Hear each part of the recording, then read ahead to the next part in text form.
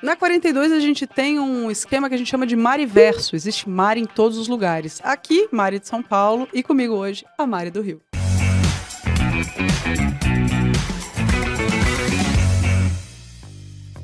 Mari, seja muito bem-vinda ao Fora da Norma. Tava esperando muito te receber aqui hoje. E assim, antes de mais nada, pra gente já comentar pra galera quem chega aqui pra conversar com a gente hoje, Mari do Rio é quem na fila do pão? Eu sou a Mari, eu sou atualmente Head of Pedago e TI, lá da 42 do Rio, aqui do Rio, de onde eu estou, eu me encontro. Eu acho que no básico, é isso que eu estou fazendo nesse momento da minha vida, é uma dos meus chapéus, né? Maravilhoso, Mari. Mari, a gente tá fazendo esse mês aí especial com várias mulheres de tecnologia, minas que estão fazendo um trabalho incrível. Eu acho que você está fazendo um trabalho super especial no Rio. Queria que você primeiro contasse pra galera o que é a 42 do Rio e qual é o teu trabalho lá. Perfeito. A 42 do Rio, assim como a 42 de São Paulo, né, que o Fora da Norma vem é uma escola de engenharia de software gratuita, aberta 24 horas, 7 dias por semana, maravilhosa, com tudo baseado em projetos, então você aprende fazendo. E é isso, o que eu faço lá é ajudar as manivelas, assim, da parte lá dos softwares e também do hardware ali que roda a escola. É Mari, isso. como é que foi a tua formação em engenharia de software? Então, eu fui lá para 42 do Vale do Silício. E aí eu estudei lá durante um ano. E quando eu estava terminando lá, meu visto ia acabar, eu recebi uma ligação aqui do Rio, perguntando se eu não queria participar e ajudar aí a começar a 42 aqui do Rio. Até, inclusive, eu vim aqui pro Rio por conta do Gus, que fazia parte do time aí de São Paulo, que fez a piscina lá no Vale do Silício comigo. E aí, Que quando escutou legal! meu nome, rolou uma recomendaçãozinha ali, e aí eu vim.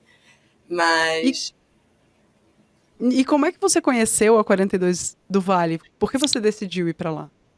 tá, eu sou formada em letras e eu tava no meu último semestre de letras Uau!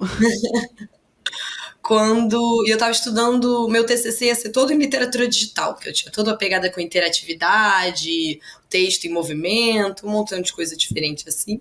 E aí eu tava sentindo muita falta da parte do código, que já era uma coisa que eu já tinha flertado um pouco quando eu era mais jovem, tinha dado uma brincada na época dos blogs e tal, mas eu nunca tinha parado para de fato ter uma formação naquilo dali, né? Nem tinha considerado. E aí, nisso, uma amiga minha, conversando disso, ela falou: minha namorada tá fazendo um grupo do Facebook para mulheres que querem aprender a programar. E me botou lá no grupo. Eu nem tava dando muita bola, onde eu recebo uma notificação. E aí eu vou ver a notificação e é uma postagem que fizeram perguntando: alguém conhece essa escola aqui? Achei muito misteriosa. E aí era 42, lá do Vale do Silício. E ninguém respondeu, ninguém comentou nada, mas eu peguei e salvei nos meus favoritos. Aí, alguns meses depois, estava pensando o que eu ia fazer a seguir da minha vida, né? E aí eu achei o link lá nos meus favoritos e falei, pô, talvez seja a hora de tentar, né? No pior dos casos, eu vou estar na Califórnia, dou uma voltinha, pego o dinheiro que eu guardei e uso, e é isso, assim. Foi meio esse caminho, foi assim que eu fui parar lá. E como é que foi chegando lá? Porque era misteriosa essa escola. É bem misteriosa. Eu acho que foi uma experiência incrível, assim. Que bom que eu aproveitei no tempo que eu tive lá, aquele momento ali da minha vida, que bom que eu peguei e fiz isso. Isso é uma coisa que eu olho o tempo todo e falo, caraca, se eu tivesse talvez esperado um pouco mais, a pandemia teria vindo, alguma outra coisa teria acontecido, né? Mas era um ambiente muito diferente, até porque até dentro do contexto de 42, né, a gente não vê tanta coisa com dormitório, esse espaço que era um espaço, a escola era ligada no dormitório, então era comer, codar e dormir, era essa vida mesmo, assim, era o tempo todo, era 5 minutos para você chegar no laboratório, né? Então foi uma mudança muito grande na minha vida, acho que principalmente porque eu estava fazendo uma coisa muito diferente do que eu estava fazendo logo anteriormente, mas ao mesmo tempo eu acho que é isso. Eu tive a oportunidade de conhecer gente do mundo inteiro, o que para mim é uma das partes que foi mais maravilhosa aí no meio disso tudo, e pessoas que estavam ali pela mesma razão, né, que eu muitas vezes. E eu acho que até eu brinco muito com os próprios cadetes da 42 Rio, que é um processo. Eles agora são a primeira turma, mas daqui a pouco vai entrar a próxima turma e eles vão sentir também esse processo. Que no começo é tudo muito estranho, é tudo meio que tá vindo, quem sou eu não sei nada. E aí do nada você tá explicando uma coisa que você não sabia antes para uma pessoa, e quando você vê tá entrando uma pessoa que tá fazendo um projeto que você já fez há muito tempo atrás, você já tem tanta base naquilo dali que você já fala com uma propriedade que é isso. Acho que tem esse processo de transformação aí dentro da 42, né? Mas eu acho que a experiência do Vale do Silício foi bem específica porque Califórnia tinha muitas leis diferentes, era um lugar bem diferente mesmo, mas principalmente nesse sentido de ter gente do planeta inteiro lá. E você achando que ia pra Califórnia pra, tipo, ir pra praia, né? E É um não pouco, achei rolou. que não rolou. A escola ficava bem, passava o trilho do trem ali, que fechava o Vale do Silício, e a escola ficava ali ainda dentro do Vale do Silício e via só o trem passando, assim, do dormitório. Mas dei uns passeios, assim, eu fui em São Francisco, tinha uns parques ali perto que eram muito bonitos também. Então, tive um momento ali de aproveitar essa parte. Não tanto, que acho que o foco que eu tava mesmo era um ano de programação intensa, assim. É uma pena, né, que a escola do Vale acabou fechando, justamente porque ela era muito afastada, né? Então, as pessoas que iam pra lá só pra estudar, porque não tinha nada muito perto, então era uma coisa muito isolada. E como você falou, né, tinham até dormitórios, então você só dormia e trabalhava, não tinha nada muito em volta. Mas o Giga também do nosso time acabou fazendo a 42 do Vale e foi uma escola incrível pra ele também. E você teve a possibilidade de viver a metodologia da 42 no core, né? Que é uma imersão maluca durante muito tempo e trabalhando muito, né? Então, como é que foi para você esse desenvolvimento? Você que veio de letras, não tinha background de tecnologia e de repente você começa a estudar engenharia de software de fato.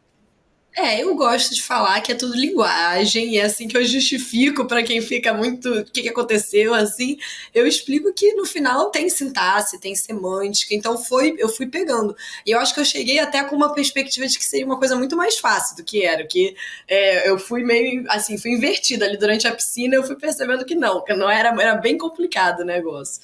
Mas eu acho que para mim teve um pouco assim, principalmente o tempo sentado no computador. Hoje eu já tive que desenvolver hábitos saudáveis para conseguir dar conta disso, porque eu vim de uma carreira diferente, eu vim de um espaço diferente, aí ali 13 horas sentada na frente do computador todos os dias, não tem costas que aguentem, ainda mais que o pé vai levantando, quando você vê tá com o joelho em cima da mesa, você já tá numa posição que não faz nenhum sentido fisicamente.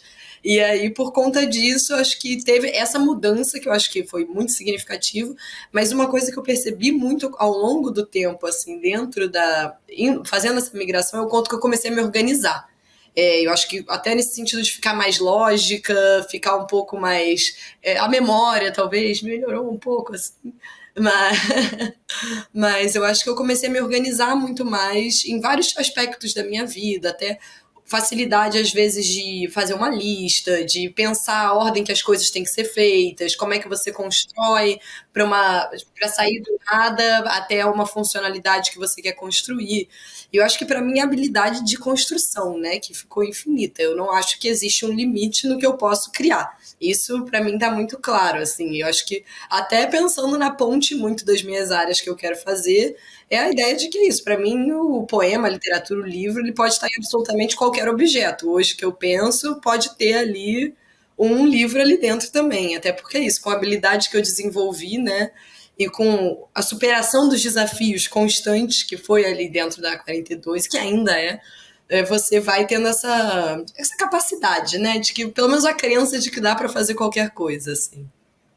E eu gostei muito que você falou sobre essa mescla de habilidades, né? De você já ter desenvolvido letras, né? Que era a sua carreira inicial, e que ela te deu base, inclusive, para entender programação com outros vieses e trazendo essa criatividade. E na 42 eu vejo isso muito acontecer, que são pessoas de áreas diversas juntas programando. Então você tem uma programadora que é formado em letras, você tem outro programador que é formado em biologia, você tem outro programador que é jogador de futebol, e essas pessoas estão juntas para desenvolver a solução de um problema. Isso é uma maluquice, mas que funciona muito bem na prática, né? Assim, eu acho que é exatamente porque cada um pega ali a lógica, que cada um tem a sua lógica ali, né, de construção do conhecimento e de chegar numa conclusão ali de um objetivo final. E eu acho que quando rola essa discussão de como é que a gente chega ali, eu lembro muito que tinha um menino na minha piscina, um francês, o Ian.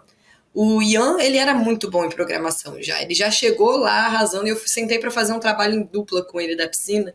E eu tinha já estruturado ali com os meus conhecimentos que eu tinha feito, eu já tinha uma lógicazinha do que eu queria fazer, e do nada ele me mostrou uma outra lógica completamente diferente do que eu estava pensando em fazer, e que era muito mais interessante do caminho que eu estava seguindo, né? E eu acho que desse momento da piscina em diante, sempre foi isso de você ir descobrindo, graças ao outro, né? Outras formas de encaminhar. E eu acho que isso dentro do time a gente tenta fazer muito também. Então a gente tenta debater muito quando a gente tem que construir alguma ferramenta, qual é o melhor jeito. A gente senta, começa a fazer o mapinha, né, de como é que vai funcionar. E aí sempre tem uma diferença, por que não a gente não faz assim? Aí cada um argumenta um pouco, aí traz as suas questões. E eu acho que isso soma muito sempre, né? E no final você tem um produto diferente, você tem um código diferente também ali no meio do caminho, que é interessante. Em literatura, em letras, na verdade, sempre tem aquela bifurcação de bacharelado e licenciatura, né? Qual que você escolheu? Ah, eu escolhi licenciatura, com muita vontade, Licenciatura. assim, é. E que fantástico, eu gostaria, já meio que enviesei, eu queria saber se tinha sido isso mesmo. E indo para a licenciatura, né? Como é que é a tua visão hoje, trabalhando como head de pedago, em uma escola de programação que não tem professores? Então, eu acho que aí vem até uma curiosidade que eu tive lá atrás, que eu acho que foi uma das razões de eu ter guardado o link no meu favoritos, porque quando você olhava na época o site da 42, cada um deles é único, né?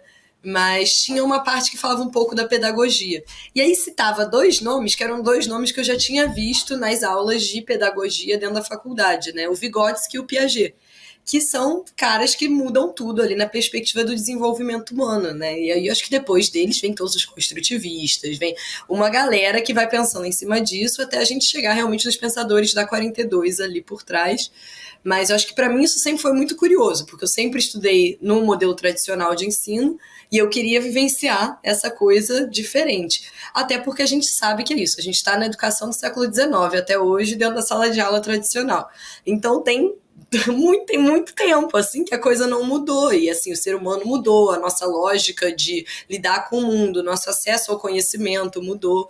E eu acho que trabalhar numa escola sem professores, eu brinco com os meus amigos que trabalham hoje em escolas e são professores, que eu tô muito mais, assim, tô muito mais feliz, sem dúvidas, porque eu não tô tendo que lidar com uma posição que é uma posição que está estagnada, né, de certa forma, e que tem que lidar com problemas do contemporâneo com soluções do passado. Eu posso lidar com os problemas do contemporâneo com soluções do contemporâneo. Então, se eu preciso de uma ferramenta para lidar com um certo acontecimento pedagógico que tem dentro da escola, eu vou sentar e vou desenvolver com o time essa ferramenta. Agora, um professor de uma escola tradicional, quando ele se vê nessa situação, ele tem geralmente que tirar da cabeça dele, muitas vezes sem meios financeiros para fazer isso também acontecer, e tem que encontrar uma solução que normalmente não existe, porque ele não tem acesso à tecnologia também para desenvolver alguma coisa ali no meio, né?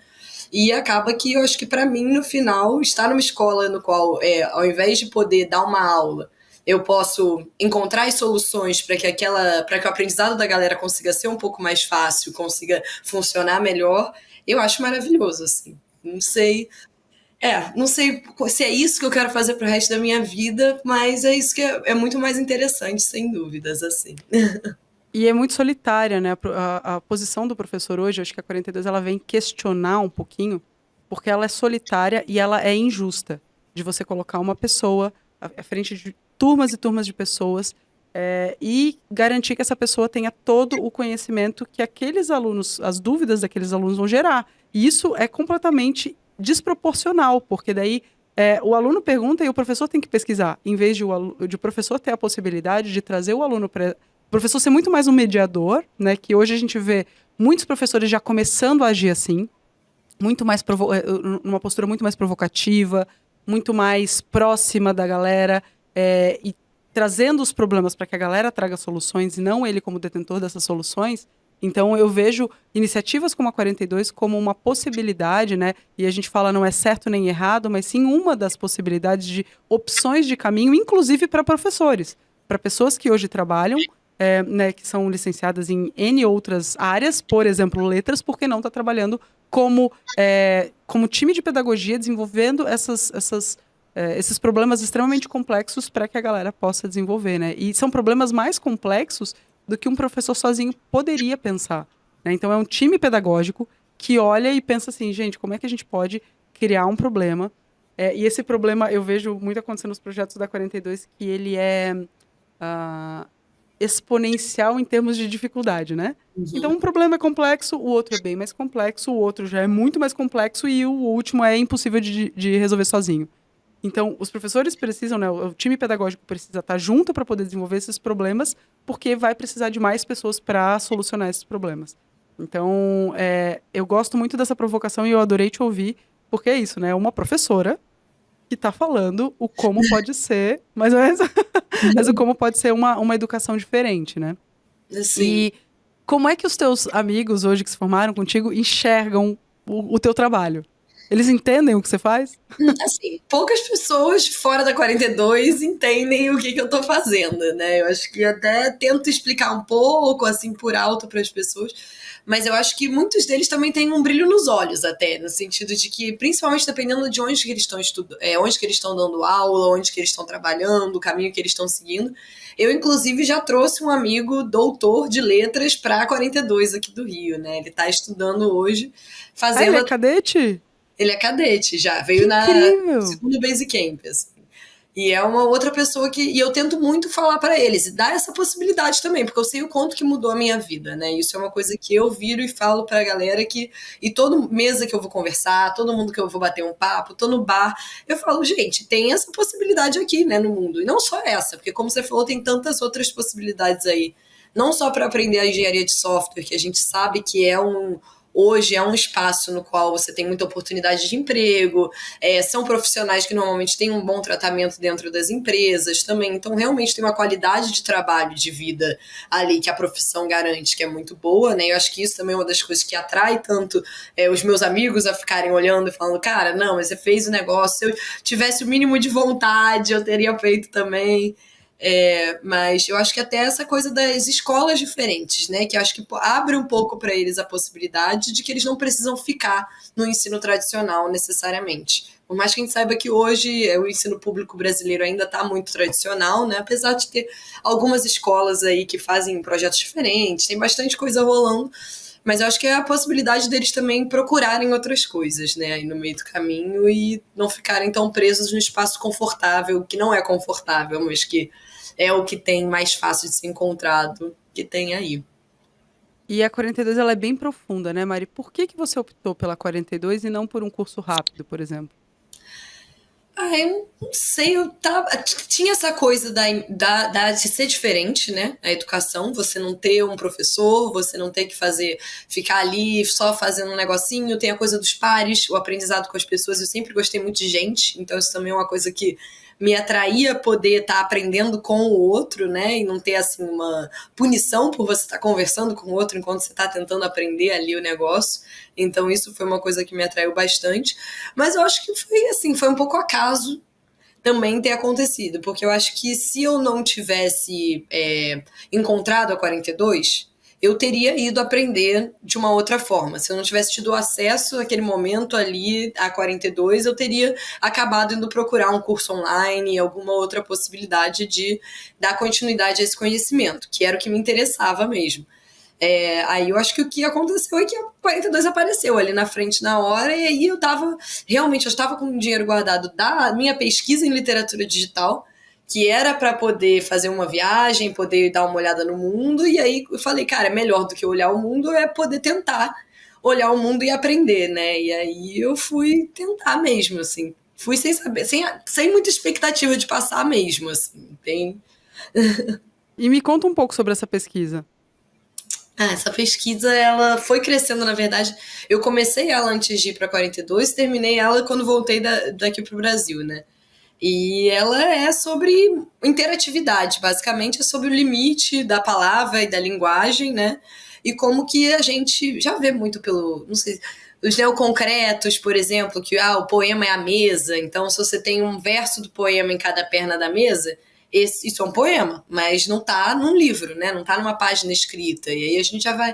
E aí eu vou analisando alguns desses movimentos que fazem essa quebra do espaço da linguagem, né? Do formato no qual a linguagem tem que aparecer, até chegar no movimento que é digital hoje em dia e que tem crescido bastante, assim, por mais que seja uma coisa que ainda fica um pouco no underground. Ano passado teve até a FILE, tem todo ano, né? A FILE aí em São Paulo, e aí sempre tem alguma coisinha, sempre. Ano passado eu fui visitar pela primeira vez, achei maravilhoso. E aí sempre tem uma coisinha de linguagem, você pega algumas coisas assim. E é um campo muito aberto, porque no final você pode, desde videogame, olhar como um pouco essa coisa da literatura no digital também, se você quiser, né? Mas você pode ir para uns experimentos mais loucos que a gente tem aí, que vão desde inteligência artificial até a poesia 100% interativa, né? Um livro que você, dependendo da sua expressão facial, o que vai acontecer no livro vai mudar, dependendo do sentimento que você, e a sua reação ao livro. Então, essas são as áreas ali que eu tentei cobrir um pouco com o meu trabalho do TCC. Mas aí foi isso. Eu peguei um Jim Andrews, que é um poeta, desde 1997 ele faz poesia em browser. E aí eu peguei um poeminha dele para falar um pouco disso e o trabalho foi meio nessa, assim. Tem um professor, o meu professor, né, que foi meu orientador, tinha um capítulo inteiro sobre HTML e sobre JavaScript no TCC de letras. Ele falou, se jogar, se só tivesse esse capítulo aqui, eu acho que já seria de um valor tão grande, né, para a área, porque não tem tanta coisa tentando fazer esses links e essas pontes. Mas é isso, Mari. E agora eu vou precisar te perguntar, né, gente? É o assunto que mais está bombando, que mais a galera fala, mas eu acho que você pode trazer esse teu olhar aí tão complexo a respeito disso. Qual é a tua postura a respeito desses algoritmos de inteligência artificial que a gente está vendo, ChatGPT, entre tantos outros? O que você tem sentido usando, se você usou, eu imagino que sim. Como é que está sendo isso para você? Eu acho que aí tem dois lados, né? Um lado é esse lado de como que pode ser um suporte enorme para o trabalho do programador, para o trabalho do roteirista, do trabalho de todo mundo, né? Se você souber usar aquilo dali com uma consciência, que você sabe que você vai ter que dar uma olhada, você vai ter que remover, e você não tem como fazer aquilo dali ser 100% do seu processo. Mas, por outro lado, também tem esse lado da pessoa que não sabe fazer uso da ferramenta. Eu acho que eu acho que a inteligência artificial ela tem que sempre ser olhada como uma ferramenta, né? E não como algo que substitui o ser humano, né? Eu acho que isso fica para mim muito claro, assim. Mas eu vejo já, hoje, dentro da 42, por exemplo, a minha recomendação já e a do time tem sido muito de que num certo ponto do currículo, no qual realmente você já estruturou uma boa base de programação, e aí o ideal seria que fosse depois do Common Core, mas já chegando ali ao final do Common Core, se a pessoa tiver realmente a maturidade para resolver perguntas simples, às vezes substituir um Google por um chat GTP, como é que eu encontro aquilo ali, como é que eu vou, onde é que o que significa isso daqui, o que essa função faz, que são realmente, é uma ferramenta que vai cumprir horas, né?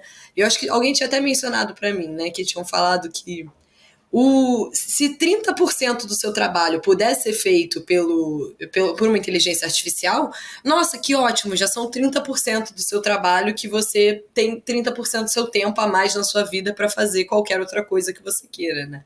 Então, isso eu acho que é maravilhoso. Eu acho que nessa perspectiva de que a inteligência artificial não substitua nunca o ser humano, né? Mas que a gente faça uso dela para poder ter mais tempo livre. Eu acho que sempre isso daí é maravilhoso, que a gente possa focar no que a gente quer fazer além do nosso trabalho.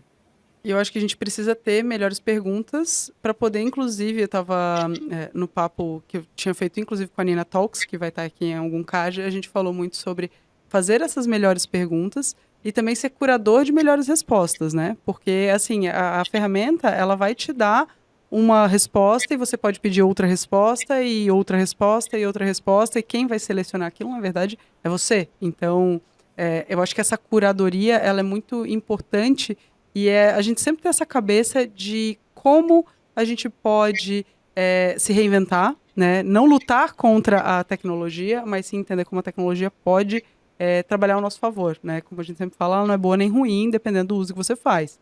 Então, você que vai treinar a tecnologia. E agora, Mari, já encaminhando para o nosso final, eu queria muito ouvir de ti 2 coisas. Primeiro, um projeto que você fez, que você se orgulha. E a segunda, qual é o teu plano, assim, algum plano que você tenha para o futuro? Com o projeto dos sonhos, o que você gostaria de trabalhar? Um projeto Depois, na vida que eu tenha na feito. vida, na vida. Eu gostei muito de fazer uma. Tem algumas coisas assim, acho que principalmente quando eu tava começando a aprender a programar, quando eu tava pegando ali, que eu acho que a intensidade era muito maior também. Então, tem os projetos da 42 ali, que eu acho que todos eles têm um efeito na minha autoestima, muitas vezes também.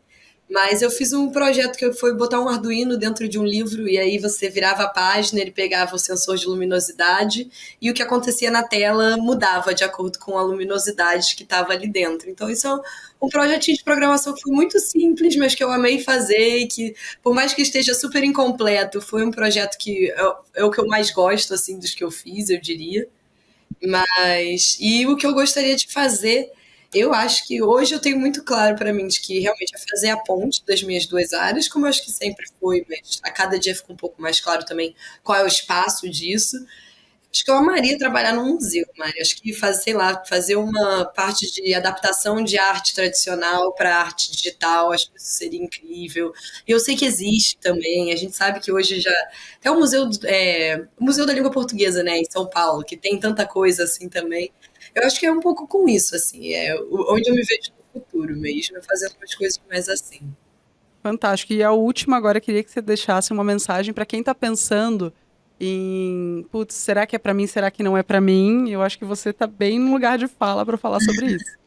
Eu acho que com certeza é para você. Se você acha que é para você, você tem um mínimo de vontade, que é o que eu vejo assim que tem muita gente que não tem vontade, isso você pode acreditar com certeza. Tem muita gente que não tem nenhum interesse de aprender essa área, assim. Então, se você tem o mínimo de vontade, vai lá e aprende, porque eu acho que não tem nada negativo que vem disso, assim. Só coisas positivas vêm disso no final das contas.